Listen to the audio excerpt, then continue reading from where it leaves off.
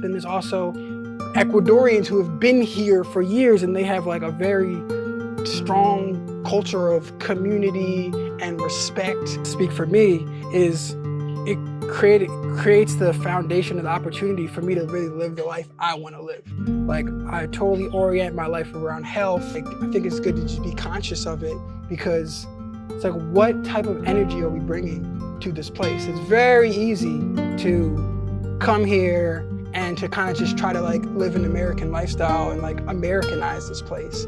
But there's a beauty that's like far deeper, and like just the simplicity. It's like, how can we create a healthy balance? Ian Lewis, basketball extraordinaire, soil expert. I went to jail for 8 hours. Hey guys, welcome back to the channel. Jesse Bayer, joined today by Ian Lewis, basketball extraordinaire, soil expert. Well, he's getting there. Personal development expert a little bit, someone there. Philadelphia native. We share Eagles fandom together. Yeah. So we got that. But no, really excited to be joined by Ian today. Ian's been down here in Ecuador for a bit now, done some really cool stuff in the country, and just an awesome dude. So thanks for taking the time to do this. Thank you for tuning in. If you're watching this, if you enjoyed this, please subscribe to the channel. Take a moment right now, hit the bell, hit the like button, the bell as well, to get all our new content. And without further ado, let's get right into it. So, yeah, let's just start a little bit kind of with your background. I know you kind of have an interesting upbringing in the Philly area, but let's just talk a little bit about that. Like, what was childhood like, and what kind of led you to, or what was life like before Ecuador? Okay, so I love growing up in Philly. Absolutely. It's like blue collar, gritty, grinded out people, amazing people. And yeah, I was provided everything, middle class. I guess the unique thing about me is I'm half black and half white. So my mom's family is from Sicily, and my dad's family, ancestor of slaves, black, Southern Jersey. And so I had that kind of unique experience where I learned to feel more comfortable speaking with black people in the hood more, and white people as well. So I got the more well-rounded experience and some interesting experiences. Growing up, it's mainly just playing sports, man. Yeah. My dad signed me up for American football when I was 4. So football, baseball, basketball. I like that you've been in Latin America long enough that it's American football. Yeah. You gotta clarify. Even my 5-year-old who just turned 5 tells me American football. I'm like a little embarrassed about it, but it took me a while. Actually, I still say America when it's United States. Right, so I'm working on that one. I got one of them down. We even had a viewer correct us. We were saying like the Western world, and it's really, if you think about it, it's really not. Okay. Anyway, that's a thought. Sorry to interrupt, but go ahead. You're good. I had a great childhood. Had a lot of friends, like high school friends, good experience. I absolutely love Philly. I did when I was 21. I had like a very traumatic experience happen to me that kind of switched everything, which that led me to Vilcabamba. Oh, really? Yeah, we can get into that. That's up to you. Sure, why not? Yeah, so when I was 21, get right into it, I got beat up by the police. Oh, wow. Like straight American. Philly, on campus. And campus? Philly, Temple. Temple. Yes. Which is kind of in like a little bit of a rough neighborhood in Philly. It's in the hood, North Philly, like smack dab. And happened on campus. It was a campus police officer, and that just changed the course of my life. Before, I always say that like I had 3 thoughts. It was party or sports, girls, and then parties. And then when I was 21, like got jumped for, it was really a miscommunication. It was like something very small. I was pissing in the bush and had a miscommunication. And so that led to like I went to jail for 8 hours. Was your perception that was a race thing or no? Well, he was actually black. Okay. So it wasn't, not at all. No, Okay. It was just, I don't know what my perception was, to be honest. Just that think of a sad police officer who just, I don't know, wanted to power trip. Exactly. Okay. So that happened, and very long story short, that started me on my spiritual journey, which What led year? me to Vilca. What year was that? That was 2012. Interesting. Okay. Okay. I Very always like the interesting. years because there seems to be some similarities with people in terms of when folks make major Interesting. change in their life and stuff. And I think that was definitely one of 2012 is them. the Yeah. year. Yeah. Okay. So then what happened from there? Oh, okay. How do I? So worse than, I was in jail. I woke up black eye, hospital, handcuffed to the bed. Woke up meaning like you were knocked out. No, I guess I woke up from sleep. Like they Okay, took me okay. to the hospital and like I woke up with a light in my eye. Yeah. And Okay. handcuffed to the hospital bed. Wow. 8 hours in jail, which was a whole crazy story. Wow. But what they took from me, like I had I was gonna go to Jamaica in 2 days. I won like a essay project. I was gonna be an internship working with handicapped, disabled, Down syndrome people. And I got accepted to study abroad in Italy, Rome, Okay. and I'm half Italian. Right. I got all that taken away from me because it happened on campus. Because of the school. Yeah. Right. So that was like, that led to like a deep depression. Even before I got depressed, I was like, you know what? I'm not gonna let this define me. And then my friend, he hit me up to smoke in the alley, and he introduced me to something called Nibiru. You maybe? Yeah. Yep. And that like blew my mind. And just for folks that don't know, that's this idea sort of about Planet X. Yes. About this Exactly. Death Star is one way to look at it, or sort of Enlightenment Star would be another way to look at it, or there's all kinds of different thoughts and ideas and theories. But so that was exactly. And Ab-Soul, he actually told me about it. I'm like, you're crazy. Because like I said, 3 thoughts, wasn't thinking of the soul. I'm like, you're crazy, you lose your mind, what are you talking about? Hold on, I gotta interrupt one more second. How old are you at this point? 21. 21, okay. Yes. So he introduced me to this song, and in the lyrics, they're talking about all these concepts I'd never heard of, and I was like, what is this man talking about? Oh, I'm sorry, Nibiru's like an artist. No. The song was called Nibiru. The song was called Nibiru. By Ab-Soul. And he's talking about these concepts, which I would call like a kind of alternative history that has to do with like aliens. Okay. Like, aliens had a big aspect in our seeding. Okay. And so I'm like Googling words and concepts, and I'm like, what is this? Right. And like, way to put it is like, I haven't stopped since. I lost all interest in school. Yep. I was going down with aliens and conspiracies and history and just the whole 9.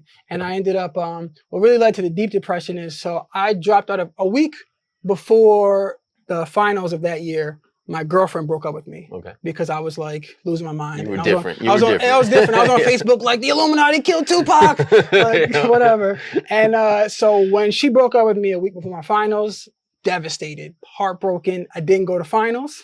So I dropped out of college while all my friends were like going to new jobs and doing all these things. And that was when I was like super depressed. I was suicidal. I attempted, like, it was a slight attempt, but I did attempt, like, I'll be honest. And but crazy thing about that is my best friend said that he thinks that's the best thing that ever happened to me, because that led me on my journey, that woke me up, that like so many things unfolded from that experience that led me to become who I am and led me to Vilcabamba. Yeah. So interesting. I mean, I think, many people that live here had some sort of time in their life where all their perspectives changed. And that's an interesting experience, like I think for anybody, when you kind of think you're convinced the world or things are one way, and then in a relatively short period of time, all of a sudden you don't believe any of that anymore. That's not easy necessarily. I just got goosebumps. Yeah. Yo, no, not easy at all. It was the hardest thing I've ever experienced by far. Yeah. And for me, I got it beaten out of me, to be totally honest. Like, it was just literally. like, and like, so, the added aspect I didn't add is they charged me with 5 charges. Oh, nice. To, they lied about it to protect themselves. So I was None of this was on camera or anything? So there was like, the last part was on camera, which kind of was almost my saving grace of why they dropped it. But so they made a lie. At first, they charged me with a felony, aggravated assault against a police officer, and which could be 10 to 15 years. And that was a sham. They knew that they were going to drop it at the last minute. They just wanted me to be fearful. And so I would be like, oh, they let me go, thank God, and not like go after them, which I eventually did. And we lost the lawsuit. But I say all this to say is, so I'm like learning about the systems of our society, the banking system, the judicial system. And I'm learning that like how the core of it, how it started.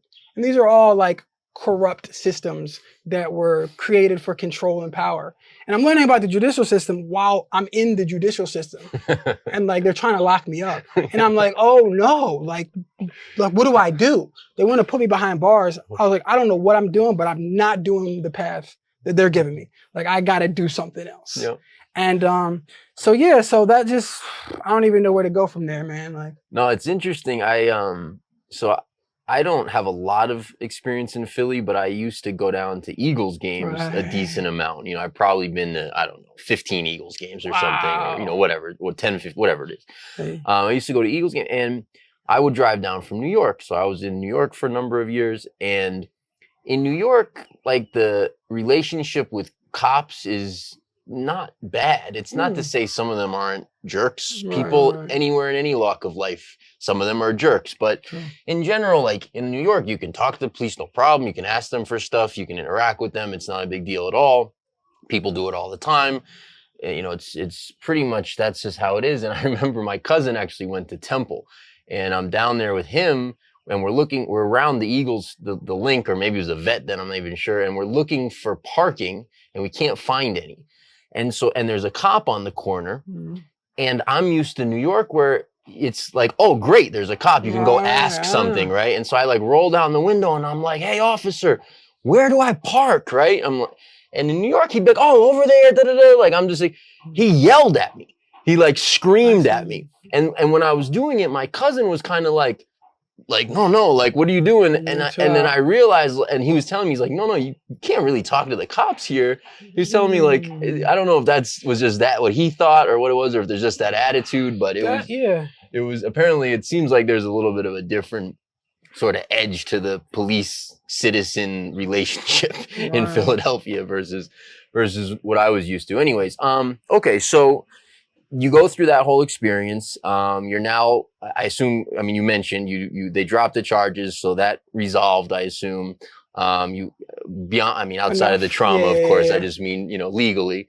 At that point, then college is no longer the path. Whatever path you were on, obviously, is no longer the path. So then what was next for you?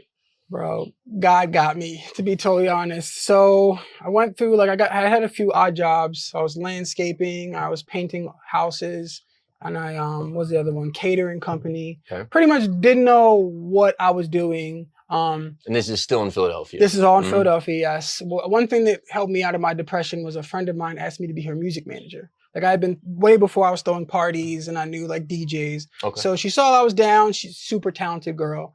So I pretty much didn't have a purpose, and then this was a purpose now. So I managed a singer, which led me to managing a band, which that was like a great just period for me to do something fun and exciting and new. But really what changed my life is, so I had a friend, Rashid, shout out to Sheed. He graduated from Temple, and he knew he wanted to be a lawyer. But he had a gap year where he had to do all the bar stuff or whatever. Sure. And so he didn't know what to do in this gap year. And he ended up talking to my other friend who was thinking about moving to Asia. So he was like, oh, I should do that, blah, blah, blah. So he got into Michigan Law School, one of the best law schools. And then he went to Thailand to teach English for a year. So as soon as he goes out there, at this point, I'm already like, you know, I got to get out of the States. I don't know how I'm going to do it. The band is going to get rich and famous. I'm going to get my money. I'm out. So I was already planning where I want to go, what I want to do. And as soon as he told me he got accepted, I'm like, I'm visiting you. I don't know how. I don't got enough money. I'm going to do it. So in between the time I buy my ticket to visit him and I go, he sends me a message pretty much saying, yo, bro, I think I can get you a job in Thailand. And so it started with him just playing basketball at a random park, Lupini Park. Somebody seeing him like, yo, you're pretty good. I'm on a team, want to join my team. He joins the team, gets cool with some people. And the league was run by this guy who used to play in the NBA. He was like a scrub, like not a scrub, like a rebounder, played in, never made it all the way. What is it called? G League. Oh, yeah. Played in the G League. And so he's like, yo, like there's this basketball academy. I've been working there. Before I go to law school, I want to come back for the summer to be with my family, but there's this basketball camp that you can coach at. And up until then, I was working with kids, doing this after school program, which was leading to substitute teacher. I hooped all my life. So as soon as he said, I can give you a job coaching basketball in Thailand, I was like, sign me up. I don't care what it is. So pretty much that led. So in the summer of 2016, I moved to Thailand, Bangkok, Thailand, to coach basketball. And yeah, that was a huge step. Like so looking back, I could see that whole time I was still like depressed and sad. But I was just in this amazing environment where I was playing basketball 3 times a week, working with kids. And I did the young kids. So I was like 5 to 8, like simple basketball drills, having a blast, exploring Thailand, meeting all these interesting people. So I was like, it was like the best year of my life. I was loving it. And I really, when I got back and things started to unfold, I could see that, I was still like depressed. It was just like a lower grade of depression. But yeah, next step, coaching basketball in Bangkok, which is like legendary experience. So was some of your impetus for wanting to leave the country like some of the conspiracy stuff? Oh, yeah. Or okay. Oh yeah. So you were concerned about what could take place and being in these states for that and stuff like that. 100%, bro. Yeah, yeah. And just for folks out there who may one day visit or live in Vilcabamba, there's a great group of guys for basketball here. Me and Ian have had our share of battles. I'm unfortunately out with a knee at the moment. You back. But it's really fun. The fact God. that we're in this little town in Ecuador and we have great games of basketball is awesome. And you and Wes and these guys have been great additions. No, it's amazing. Yeah. It is amazing. Okay, so you're in Thailand, you're coaching basketball. Did you end up teaching English as well, or what? Oh, no, I didn't teach English. Okay. Straight basketball. Yep. And so you enjoyed that. How long were you there for? I was there for a year the first time. Actually, so I was there for 3 months, and then I found out my boss was starting a new chapter in Hong Kong. So I spent 3 months in Thailand, 4 months in Hong Kong, and then my boss was like, actually, this isn't unfolding how I wanted to. Could you come back to Thailand? Okay. So 3 in Thailand, 4 in Hong Kong, and another 6 in Thailand. Okay. And this is like, you're like 24? 26. 26 at this time. Yeah, okay. Yeah. Okay. And then what was your next step for after that? All right. Next step. So I went back to the States really for 3 reasons. Right before I went to Thailand, I met a lady who's now my girlfriend to explore that relationship. I wanted to continue managing the band because they were getting like moving in the right direction, and I wanted to get my degree. I didn't finish my degree, so I went back. So I went back and Did you go back to Temple or elsewhere? I didn't. I went back to a place called Cheney. I don't know if you've heard of it. No. It's like this small school. It doesn't matter. Okay. Philly area as well? Oh yeah, it's like suburbs, like an hour out. Yeah, yeah. So yeah, I got back and it was like pretty much on grind time. Like get back into school. You know, I did 18 credits, 2 semesters. I was working 2 jobs, and I was starting a relationship, kind of just building up. And what was very cool is, like I said, so for years, at this point, this is like what, 2017, 2018. It was like 4 years into me knowing that I don't want to live my life in the States, but not knowing what. For me, I'm like, I was thinking I was going to stay in Thailand, but the relationship kind of was like, oh, well, You guys met in Thailand? No, we met in Philly. Oh, She was a musician, still is a musician, but like active playing shows. And I was booking shows. Like what kind of music did she play? So she calls it world electronic folk music. World electronic folk music. Okay. Yes. Right. Very interesting. It was amazing. Yeah. Going to shows and all that. But so yeah, just pretty much in the Philly grind, trying to figure out my next step, make as much money as possible, and like plan my escape. And one thing was very cool about my girlfriend is she was in the same mindset. She moved to Miami when she was 15. And like pretty quickly, she was like, oh, this is not what I thought it was going to be. And she was like, I want to explore too. So we met, like we both had the idea of like wanting to go at least seeing what was out there.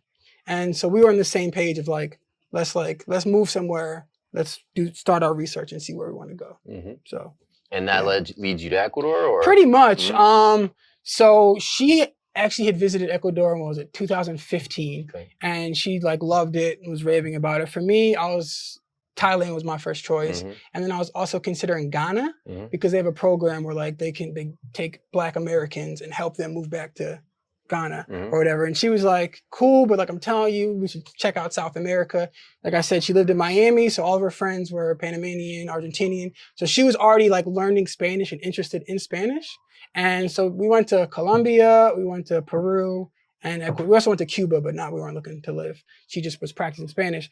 But Colombia was like, great place. This ain't our vibe. Pretty much same with Peru. And then we got here and it was just like feeling.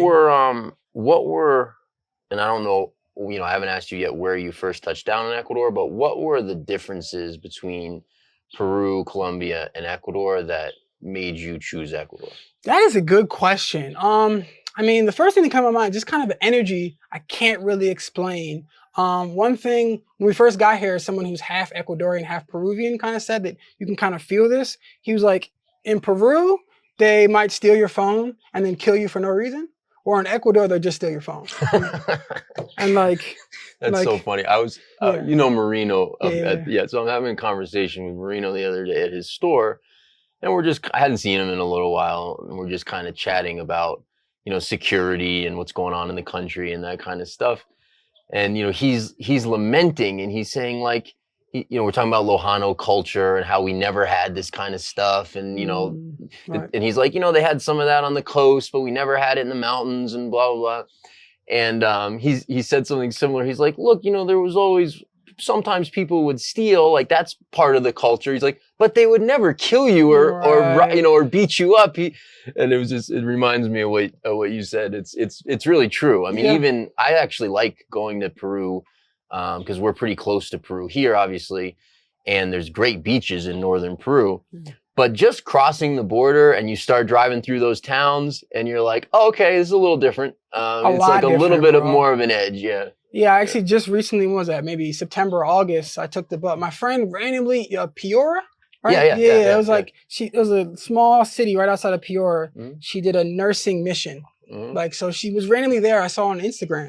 I'm like, what the fuck are you doing in Piora? Right. I'm like, I gotta go. Like, like when is ever a friend of mine from high school going to be anywhere near here? Right, and that's probably how far is it? Oh, by bus, but probably took me like 8 hours to get there, 10 hours back. Right. It was a trip, a lot of podcasts. But yeah, so I'm taking the bus, and the moment you cross the border from the Ecuadorian side of Macara to wherever Peru, it's like it's dirtier, it's scarier. Roads are a little worse. It's like, whoa, like people kind of look a little bit more just like seedy. I mean, all borders are kind of all borders sketchy, are like but like the Ecuadorian side, there's a big difference. You can feel it. It's totally, like, whoa, totally. okay. Yeah. So. But those beaches are really nice. There's a spot Punta Sal and like all those. There's a couple hours of coast there. I went to I think it's called Olan. I'm not familiar. I can't remember. I mean, in Ecuador, No, in Peru. Yeah, in Peru. I'm not familiar. I don't know it well. Yeah. Okay, so anyway, so it's kind of the energy that led you here versus those other two. Yeah, just the vibe, the people. Okay. And did you guys come right to Vilcabamba, or where did you start out? Not at all. So we were just exploring. Actually, so we started. We flew into Quito, took a bus down to Vilcabamba, spent 3 weeks there. Another bus to Cuenca. Just pure curiosity. Why did you spend 3 weeks in Vilcabamba? Because there were some cool volcanoes. Like we were just surrounded by. So Vilcabamba to Cuenca and then down here, and really we found it. So I was on Workaway. Okay. And what is that? It's like it's kind of like what they call it, woofing. Have you ever heard of woofing? No. Okay, so pretty much couch surfing or something. Something like that. So there's hosts who have projects, farms, hostels. Okay. And then there's people who are travelers who they can connect with these places and they can stay there for free. They get fed as long as they work 4 hours. Got it. So we found one. It said do Qigong in the Southern Ecuadorian Andes. Nice. And my girlfriend at the time was really into Qigong. Yeah. I'm like, yo, we gotta go there. And it ended up being in Yangana. But actually, even when we first got there, so we stayed at it's a whole story, but we stayed at this one Airbnb. It was moldy. Left immediately to, I don't know if you know Mindy, but up in Yasanga, amazing Airbnb. Yes, oh my God. So we went to the Qigong thing. It wasn't. Is that Steve? It was Steve. Yeah, Steve. Yeah, it's a whole crazy story, but it wasn't what we were hoping it to be. So we went back to the Mindy's and we did like a little exchange where we stayed in her amazing cabin, working for 2 weeks. Yeah, or 2 weeks. That's beautiful 2 months. Up there, yeah. Woo! Yeah, that's really beautiful. Oh my God. 2 months there. Let me just set that stage for folks. So let's do it. So we're sitting here, and I don't know how well the camera's showing sort of the background here with Mandango, but we're in Moyopamba, which is just a couple minutes out of town, which in this case is south of town.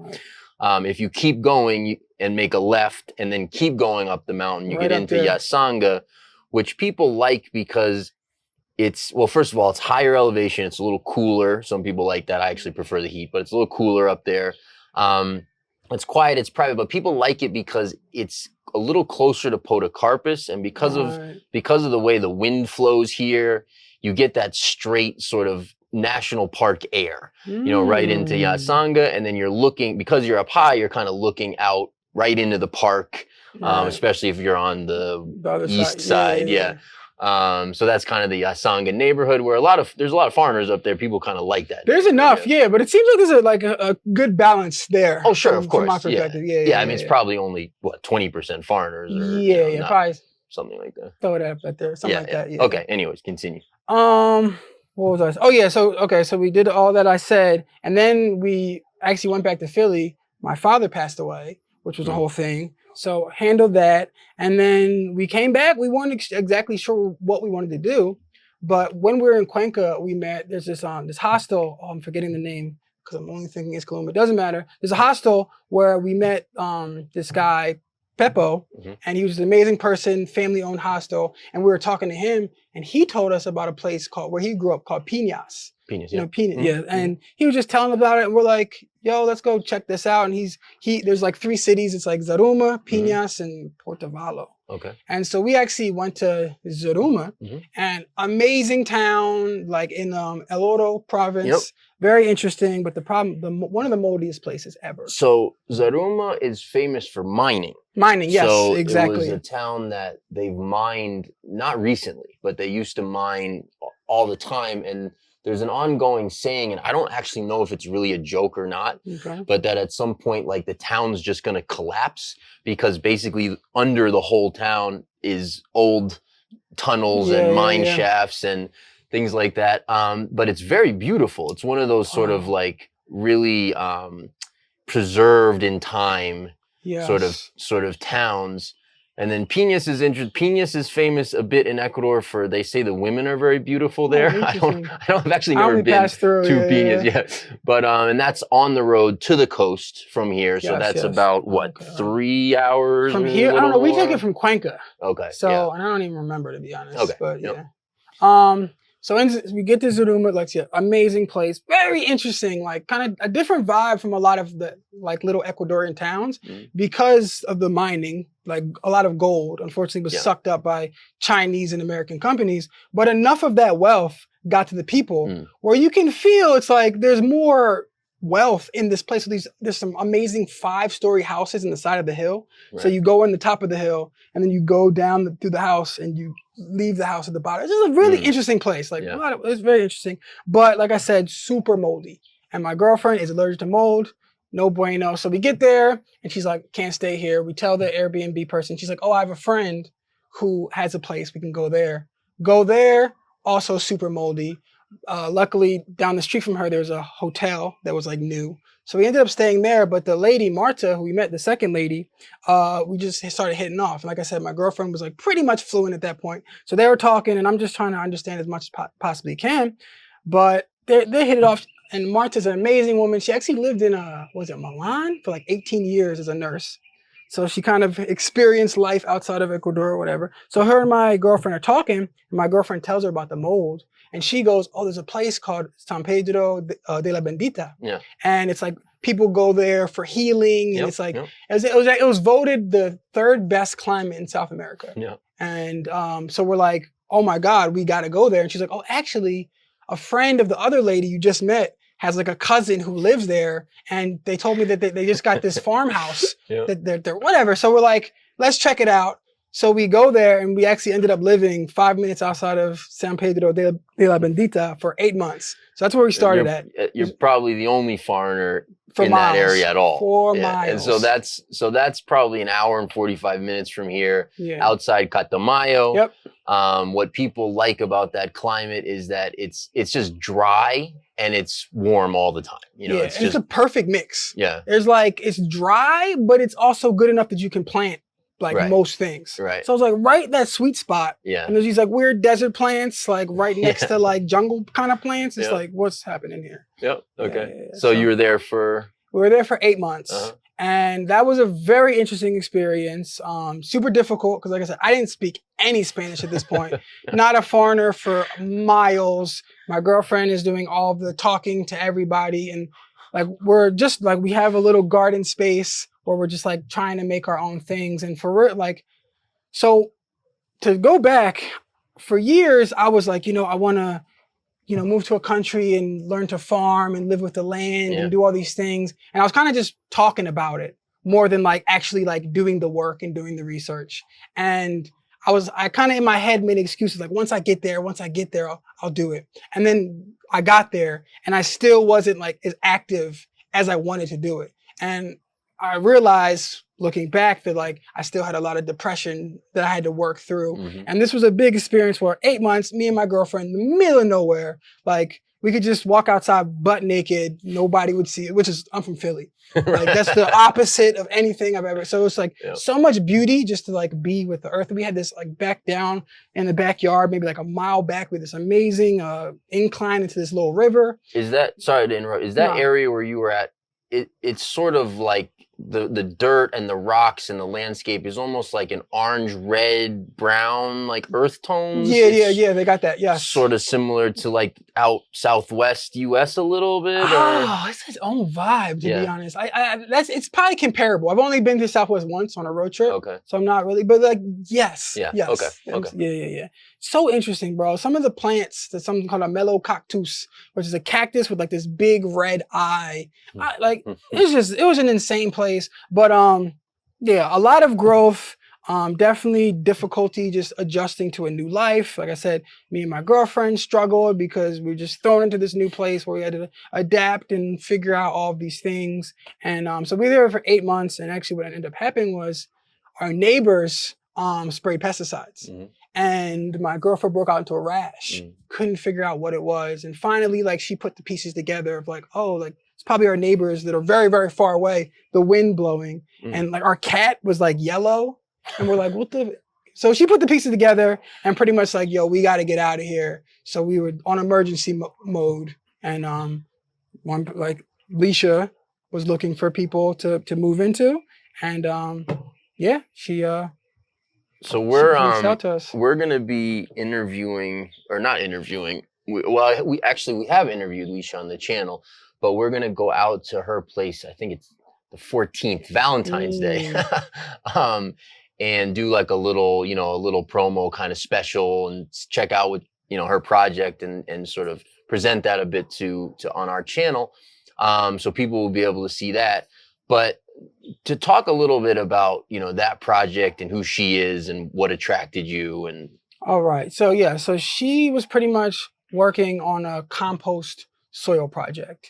And the gist of it is that our agricultural practices that we use worldwide is toxic to the land. So we spray these pesticides, and in the short term, we get these big looking, healthy looking fruits that lack nutrients and anything useful for humans. Mm-hmm. And then in the long term, the earth and the soil just degrades itself, or not itself, degrades so that life it gets harder and harder to grow, and you need more pesticides. And then eventually you can't grow anything. And this is happening all around the world. Rural farmers here is happening. So the idea is that there's these micronutrients, microbiology, these little, microscopic beings that play a massive role in creating food, creating life. And we need these organisms because they're kind of the bridge between the plant and the soil. And without them, the plants aren't receiving the nutrition, so us by eating it, extension. Mm-hmm. So her program that she went, it teaches them how to look under a microscope, and it's a whole process. But it's pretty much you can look at the dirt, look at it, and you can see, oh, this needs way more fungi. This has way too much bacteria, and those that wasn't my aspect of it, the actual scientific microscope aspect. But you can see, and then there's different methods of creating compost that helps bring back life, and so that is the gist of. Quick gist, yeah, for sure. Okay, and so she was looking for what, volunteers? Pretty much, yeah. She was looking for help in any way she could. And like we said, we're from cities and we had this desire to learn how to work with the land. And so it was a perfect fit. We moved into her little casita and we didn't pay rent. Instead, we worked, and it was amazing. For the time that it was amazing, it was amazing. And so that was, I assume, your intro to Vilcabamba. That's about 15 minutes south of here, south of Vilcabamba. Yeah, so, pretty much. That's when we moved. Like I had been here before, like I was in young Ghana. Yeah, Oh, I'm 2 sorry, I months. forgot. Yeah, I was You were here for already 2 been months in young before. Ghana. I forgot. Yeah, Yeah. yeah, yeah. But So like that you was came back. living here. Mm-hmm. Like now I live here. Mm-hmm. Yeah, yeah, yeah. Okay. And yeah, man, that was a great experience. Like I said, learned so much. A lot of healing work. Like became a big part of we came here was to heal. Mm-hmm. And then we got here and we just got like totally involved in like survival, like kind of the same energy, or let's say me, Right, yeah. kind of the same energy. That's easy to do. Yeah. So at Leisha's, I had space to kind of like actually spend time to work on myself and work through my traumas, which is like a whole thing. Mm-hmm. And yeah, it was really like, it was a great experience. You know, it worked out great. Unfortunately, we had to leave. There's just some things that didn't align, and we kind of wanted to take our own journey. Sure. And so yeah, so we're not there anymore, but I still have love for Leisha, and the project what she's doing is amazing. And yeah, I'm grateful for, you know, she pretty much opened her space for us to learn and take a step towards the life we want to live. So it was good, man. It was real good. Very cool. So you guys are now in Vilcabamba proper, so to speak? More or less, yeah. We're at Amala. Yeah. So it's still like we're on the top of the mountain, like side okay. of the mountain. So it's still probably, if I would walk, it probably like 50 minutes. So we're, you know, 7-minute drive. Sure. Long walk. Yeah. So I can't really walk the town quickly, but we're close enough. Yeah. That's a nice balance between. Yeah, exactly. And we're spending more time. That's another thing. Like we both had part-time jobs. So we were working on part-time jobs and then working the land, whatever the project needed. And it was just like go, go, go, go, go. So now we have more time for ourselves, for each other. We're meeting more people. We're living more. So. Well, I hope your girlfriend makes some more hummus sometime soon. Oh man, yeah. Makes the famous hummus. Really good hummus. yeah. When the time is right, the hummus will return. Okay, so I know you do some interesting stuff. Kind of, you know, I don't really know what it is. You were telling me a little bit a while back, but with you know, somebody I know who you respect a lot, does maybe some coaching kind of stuff. Do you want to talk about some of that? Let's do it. Okay. So yeah, plain and simple is actually I just started my journey life coaching, and I actually got my first client beginning of January, and so for a long time now, let's say 6-7 years. I knew that at some point, especially moving to a different part of the world, I knew that I wanted to be a life coach. I knew that I believe with my experiences, I can help people. And that I think that's the perfect way for me to sustain myself financially while also having a healthy balance. So I knew this was a thing way in the future, but it was like, okay, let's walk the steps until we get there. And so pretty much when we ended up leaving the soil project, it opened space, and I was kind of like, oh, like it's time. And even before, like a week before we ended up leaving, or pretty much, I was getting signs from God. Like first Patty, he moved to Vietnam. So he's asking me all these questions because I lived in Asia and I'm helping him out. And he's like, yo, you should be a life coach. And I didn't tell him anything about my desires. Another person I'm talking to, you should be a great life coach. And then all of a sudden we leave and I have this space of like, oh, it's time to be a life coach. So like I said, it's a little sooner than I was planning in my head, but at the same time, it was like the way I got my first client was very also divine, where a friend of mine who I hadn't talked to in like 3 years hits me up on Christmas this year, like, yo, Ian, we gotta talk ASAP. And pretty much they're in a position where they wanna like, their job is kind of like they have a good job, it's kind of strangling them, and they're trying to gain some more freedom in the job. And they were like, they've been in a corporate structure for, let's say, 10, 12 years. Like, I want to talk to one of my more open-minded, free-thinking friends. And they're like, oh, Ian. So they call me, we talk, and they're explaining their situation, I'm explaining my situation. I'm just get the intuition of like, yo, like, do you want to be my first, like, practice coaching client? Like, you don't have to pay. All I would really want is a testimonial. And she's like, immediately, yes, let's do it. When can we start? And she's like, of course I'm going to pay you. Like, this is service. So I'm now a life coach, and yeah, things have opened up, like I said, in ways. I got accepted to this program where it's pretty much this New York Times bestseller author who's a coach started this program. He got a grant to give it to people for free, and my boss sent it to me. It said, you must be certified, which I am not. But he was like, yeah, just try. So I write this essay, proofread it 12 times, send it, they accept me. Nice. And then the woman who I would call my mentor, she was also like my therapist slash life coach. She's actually doing the program with me. And so now I'm in this program where I'm like learning pretty much like a foundation of one, I guess, thought paradigm of coaching. I'm in this. I'm doing another program that came to me like, he was like, here, it's time. And yeah, man, it's just been an amazing journey. It's a fascinating experience. And like, I always had the coach vibes. Like, I've been in teams since I was 4. And I've always been like the player, like pushing people, helping people out. So I got the coach vibes. I literally coached basketball in Asia. So I already a coach. And now it's like taking that and putting it to someone's life. And just right now, it's just like, I'm just learning, eating up all different perspectives, ideas, and how do I want to bring it into really helping people. Yeah. If if you were talking to someone back home who had never been to Vilcabamba, never been to Ecuador, and they want to know from your perspective, obviously, they want to know, like, what is this place? Like, what is Vilcabamba? What's the people like? What's life like its pros and cons? I mean, take it anywhere you want to take it, but like, what is this place all about? That is a good question. So first, it's one of the most beautiful places, snuggled in the Andes Mountains, but it's really like a convergence of different energies, different thought patterns. It's this small Ecuadorian village that foreigners have found and been attracted to and have moved and have had different experiences. So it's kind of like in this little town of 7,000 people, there's like so many different layers. There's so many different perspectives where there might be some like rich Bitcoiner, or there may be somebody who's like me looking to like live off the land, or there might be a retiree who's looking for a simple life. But then there's also Ecuadorians who have been here for years and they have like a very strong culture of community and respect. The people here are amazing, and that starts with the Ecuadorians. Like, that's the vibe we got when we first got here.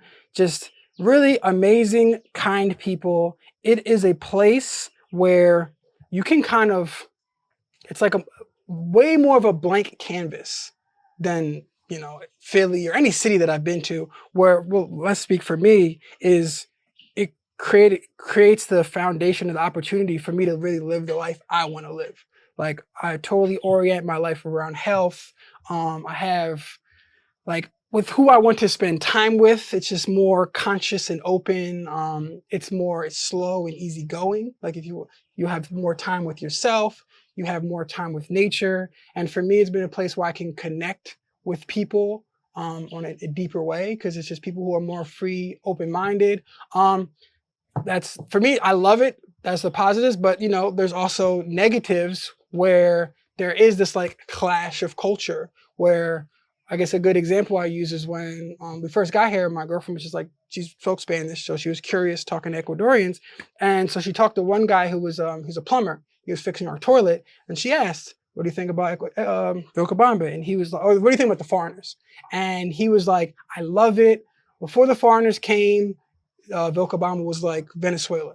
Super poor, couldn't make any money. Now the foreigners come, I'm a plumber, I can always feed my family, there's always jobs, I'm happy. And then the same day she talked to a taxi driver who was like, the foreigners brought in a whole nother culture. Before the foreigners came, there was like more of a community where, like, if someone wanted to build a house, we'd all come together. And now, like, it's pretty much more money based, or even the Ecuadorians became more money, and like the community aspect is eroding. So there's that underlying energy as well, which I think for me, I think it's good to just be conscious of it, because it's like, what type of energy are we bringing to this place? It's very easy to come here and to kind of just try to like live an American lifestyle and like Americanize this place.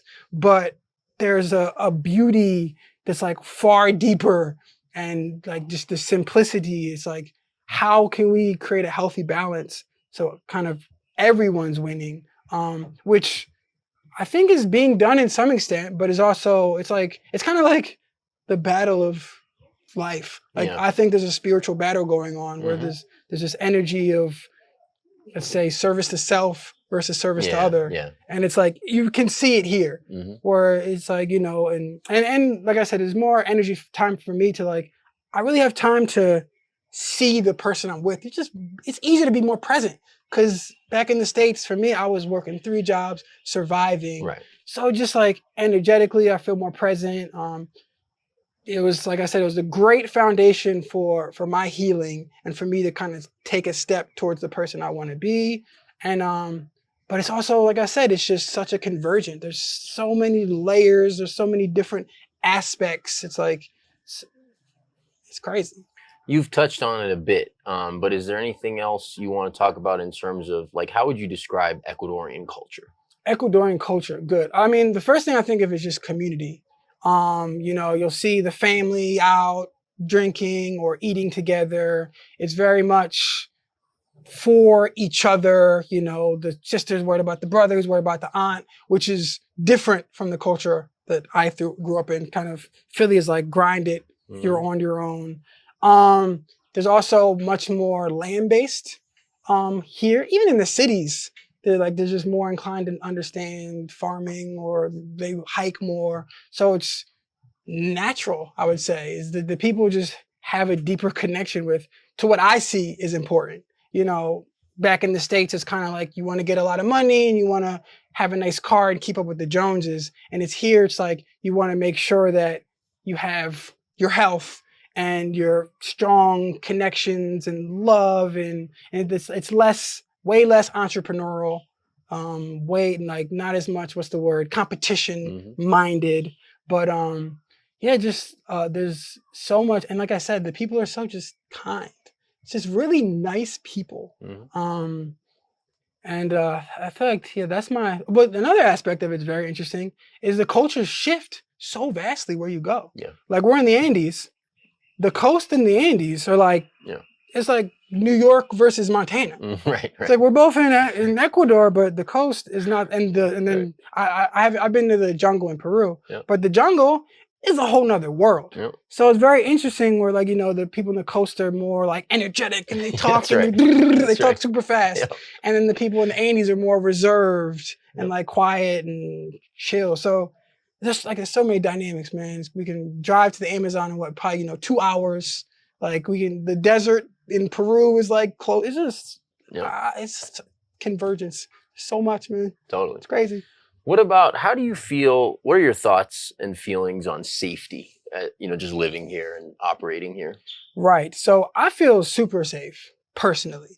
I think maybe partially that's me coming from Philly, where like highest murder rate many years, like there's just danger around. Here, there's like, I feel so safe personally. Now, I do know that, you know, all of these things are happening with the government and the gangs. One, that's very far away. And two, that is affecting kind of Ecuador as a whole, of less tourism. There's a lot of people who are living in fear because of all of these issues. Like I said, for me, I haven't been personally affected at all in the slightest bit. But that's also, I think I've grew up in a place where like life ain't safe. Like society's been given this guarantee of like, oh, follow the rules and you'll be safe. And I'm just like, no, like you can be pissing in a bush and get your ass beat by police. Right. So for me, I'm like, this is probably this in Hong Kong is probably the safest place that I've ever been. Now I do know there's been more like break-ins and things happening, but at the same time, who knows what this is great to say. It seems that they're targeting like very, very wealthy people who live like kind of deep up in the hills, mountain somewhere. And for me, I'm not that. Like if you break into my house, good luck. Like there's like, you know what I mean? There's nothing to get. I don't have anything to steal. So I don't feel worried or unsafe day to day. Like, oh my God. Obviously, as I'm getting older, I'm thinking about children. I'm like, you know, I am hoping and want to help the energy move towards being more safe because there are potential threats, but I haven't been affected where I'm like, oh no, what's going to happen? My life is the same as it's been before all this madness has happened. Yeah. If people are interested in your coaching, do you have a website or somewhere you want to direct people to? I would say start with probably my Instagram and my YouTube. Okay, so send us that link, those links, and we'll put it in the description. Is there anything that I haven't touched on that you'd like to talk about? Anything that I haven't touched on about? Not really just comes to my mind, nah. All right. Yeah. Awesome. Well, I really appreciate the time. I thoroughly enjoyed chatting with you. Cool, yeah, that went. And for the Hoopers, come down. Bro. Ian's gonna win most of the time, especially since I haven't been out there. But okay, so yeah, I should first of all, yes, if you hoop, come down here. We need more hoopers. Yep. But yeah, I should explain kind of my situation with the coaching thing a little bit more. Sure. Where, like I said, I wasn't planning on starting being a coach. It kind of just like came to me. And within the coaching, I want to also be like a content creator, where make videos pretty much about helping people go from cities, Philly, wherever, towards living a more rural, just a rural land-based lifestyle. And I am not really at the point where I'm ready to like start churning out content, but I am moving in that direction. And I've done podcasts, which called For the Homies, which are just conversations with my friends because I'm here, which has been very fun. So yeah, so subscribe to my YouTube, follow me on Instagram, it'll be below, and be patient because I'm just started. Like right now, I'm really focusing on my coaching business, but as I build that up, then I'm gonna like be able to hopefully balance my coaching and my content creation more. Awesome. So yeah, that's what I got. Awesome. Well, thank you guys. If you made it this far, thank you for tuning in, for checking out the content. Please, again, subscribe to the channel, put a like on the video, hit the bell, and I will talk to you again soon. Have a great rest of your day. If you're interested in real estate properties, all of our property videos will now be uploaded on a different channel. Please click the link in the description down below.